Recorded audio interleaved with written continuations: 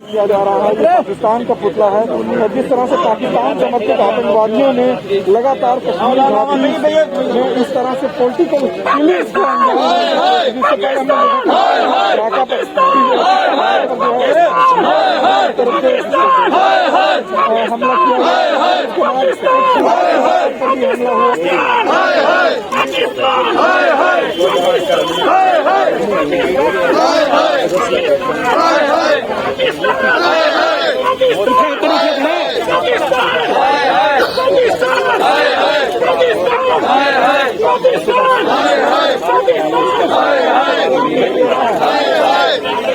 Bharatiya Janata party के leader और कश्मीरी पंडित राकेश पंडिता का जिस तरीके से टेररिस्टों ने जो मर्डर किया, उनको कत्ल कर दिया, उसके बाद किस तरीके का जो हमारे यहाँ पर आपने देखा कि रोष है और इसी विषय में यहाँ पर अभी एक विरोध प्रदर्शन हो रहा है राष्ट्रीय बजरंग दल द्वारा। आइए इनके विरोध के बारे में जानते हैं कि आप। सबसे पहले मैं बता दूं कि मेरा नाम राकेश बजरंगी, मैं राष्ट्रीय बजरंग दल का प्रदेश का अध्यक्ष हूं। हमने आज जो यहाँ विरोध प्रदर्शन किया वो पाकिस्तान के खिलाफ किया। पाकिस्तान का पुतला फूंका है। पाकिस्तान एक ऐसा देश है जो पूरे विश्व में नंगा हो चुका है। वह कुत्ते की दुम है, कभी सीधी होने वाली नहीं है। भारत ने उसको कई मौके दिए लेकिन उसने हमेशा जो है पीठ पे छुरा घोंपा।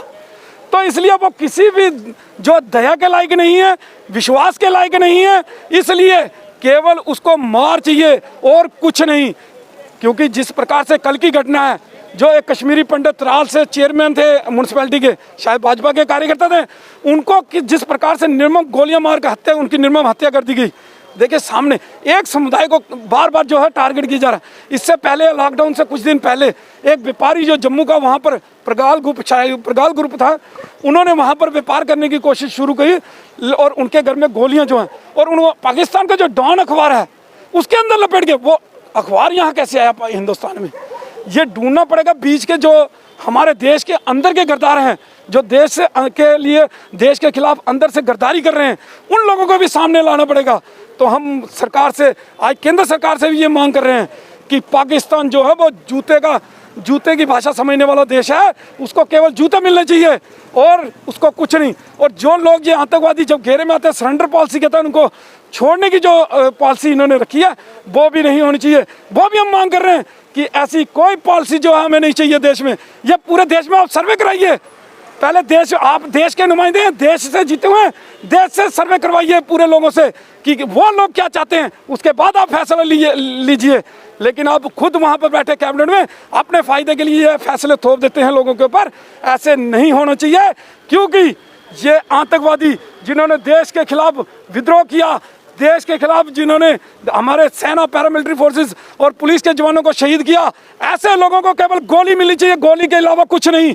यही हम मांग जो है वो केंद्र सरकार से आज कर रहे हैं। क्या आपको लगता है कि सिक्योरिटी उनको जो कवर था उसमें कमी थी, इसलिए इस तरह की घटना हुई है? और पीछे भी देखा गया कि सिक्योरिटी को लेकर लगातार जो है यहाँ के हिंदू वो वहाँ पे जो राजनीति में हैं, उनको ये बड़ी परेशानी का सामना करना पड़ा और घटनाएं भी हुई।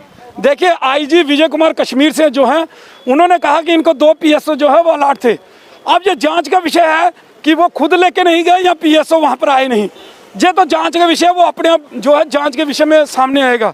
लेकिन मेरा ये मानना है कि जिस प्रकार से मर्जी चूक तो हुई है कहीं ना कहीं, एक जो है एक कार्यकर्ता की जो है वो मृत्यु तो हुई है ना, तो इसको जो है हम तो उसी विषय में उसी प्रकार से देखेंगे कि एक व्यक्ति जो वहाँ का जीता हुआ नुमाइंदा, ऊपर से म्यूनसिपल का चेयरमैन वहाँ त्राल से, और उसकी हत्या आतंकवादियों द्वारा कर दी गई, तो हम उसका विरोध कर रहे हैं आज पाकिस्तान के खिलाफ।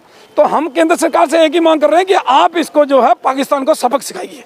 अगर इस तरह की घटनाएं होती रहेंगी तो क्या आपको लगता नहीं है कि जिस तरीके से बीजेपी या और जो हमारी सेंट्रल और जो पार्टीज़ हैं वो जो कोशिश कर रही हैं वहाँ पर एक बेस बनाने के लिए, तो उसमें एक बहुत बड़ा सेटबैक होगा, तो और लोग इसमें से अब जो भी अगर कुछ लीडर्स होंगे वो शायद इसमें अब ना आए?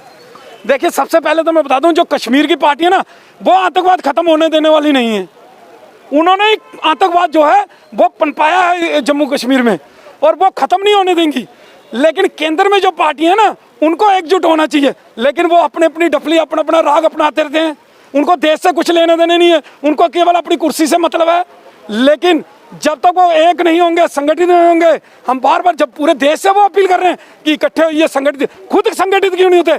पहले अपने घर से संगठित होइए ना, उसके बाद एक परिवार में कोई भाजपा में, कोई कांग्रेस में, कोई किसी में, वो घर से संगठित ही नहीं है, तो दूसरों को क्या दिशा निर्देश देंगे? इसलिए पहले खुद संगठित कीजिए, लोगों के बीच में जाइए, लोगों की बातें सुनिए, उसके बाद जाके लोगों को जो है वो फैसले उनको सुनाइए अपने।